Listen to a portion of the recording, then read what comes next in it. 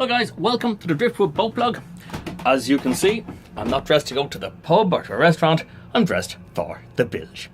So in this episode we're going to do a bit of winterizing the boat. Stay tuned, more of that coming up in a moment. So guys, I have the carpets lifted up and the next thing is to lift up the floor and we get access to the engines. This is the cold raw water intake that goes down here through a filter here and down and feeds a heat exchanger on the engine. So I generally either drain it out completely, or what I prefer to do is to fill it with a mix of 50-50 mix of antifreeze and water. I put enough of it in so that I know it'll go through all the impeller, it'll go through the heat exchanger, and it'll fill the exhaust box, and I stop at that point.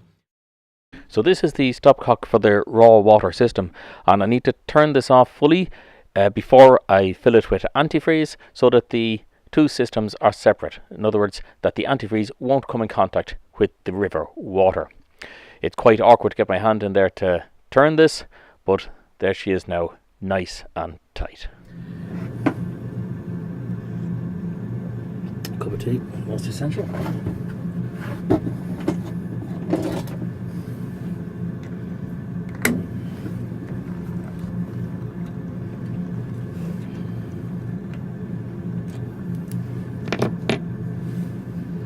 And just whip off that lid.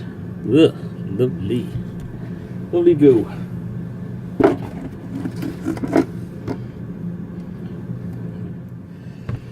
Whew.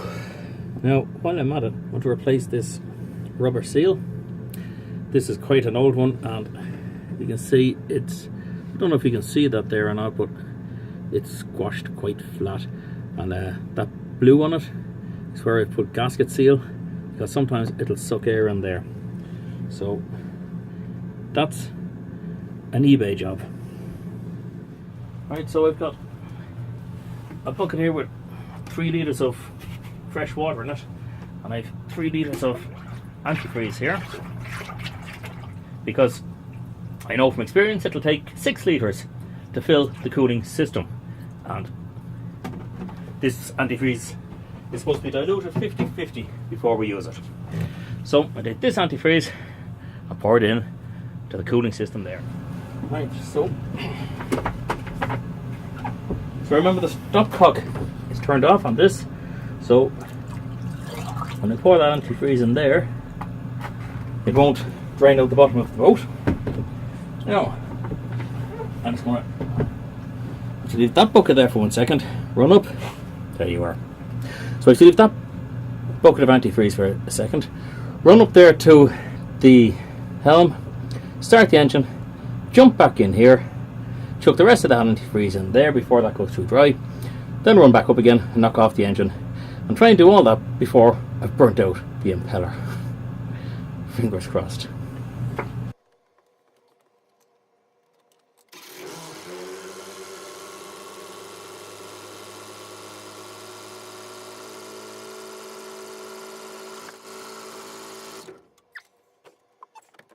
Okay, now I'm going to stick these fellas back on. There's no point me tightening them down mad tight. Normally when you fit these they have to form an airtight seal, but I'll be taking these off.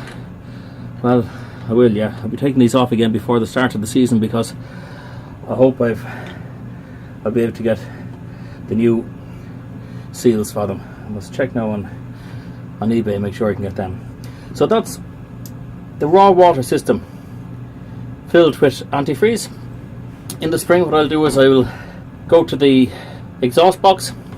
There's a wee bolt on the bottom of it. I can open that, drain all the system into the bilge, then I can mop it up and I can dispose of it properly. I don't want to put the antifreeze into the river because it's not good for the aquatic life. I could drain the system as it is now, and that would probably be fine, but I'd just be worried in case there's a little bend somewhere, a little U-bend in the pipe that's going to hold a little bit of water, a little swan neck somewhere, and that would freeze up and cause some damage during the winter. So the next thing I want to do now is just to knock off the domestic water supply, and I'm going to open all the taps. I'll knock off the pump, then open all the taps, so that if that does freeze, it can still expand inside in the pipes. Better get this floor down before Marianne comes back and sees the boat in a mess. My cup of tea's gone cold.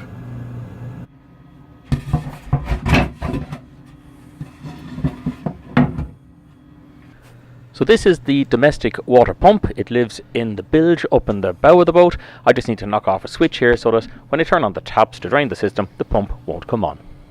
The other thing I like to do with winter is I like to put a dehumidifier on the boat.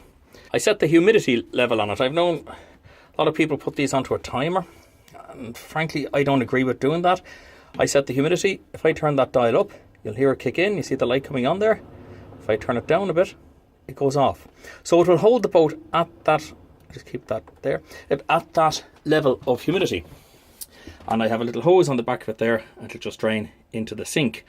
There is also a collection bucket on the front. You could use that if you wished, but if I'm going to be away from the boat for a while, I like to leave it drain into the sink. I reckon that's the safest way of doing it. Yeah, so as far as I know, a dehumidifier is not very expensive to run. I think they work out about the same as having a fridge turned on. They save you a fortune because you won't have mildew on your curtains, you won't have mildew on your upholstery. They give you peace of mind. And if you have it set up so that it's draining into the sink like that, you have no worries. You can go away and leave the boat, and so long as you have an electricity supply, it'll be fine. So guys, that's Driftwood sorted for the winter. We'll still get down to use it, but we won't be taking it out for a spin. Probably not until, I suppose, February, March, thereabouts. Well guys, my work here is done. That is Driftwood winterized for another year. I'd love to know how you winterize your own boat. What do you do? Do you need to winterize it? Maybe you're lucky enough to live in a nice warm climate where you don't have to, or possibly you're in a much colder climate where winterizing your boat is far more stringent. Either way, I'd love to hear about it. Put it in the comments below. Give us a thumbs up and thanks for watching.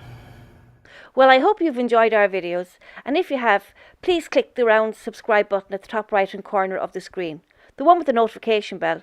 That way YouTube will send you a notification as soon as our next video is out. If you have any comments, please leave them below. We would love to hear from you. Thanks for watching. See you soon. Cheerio.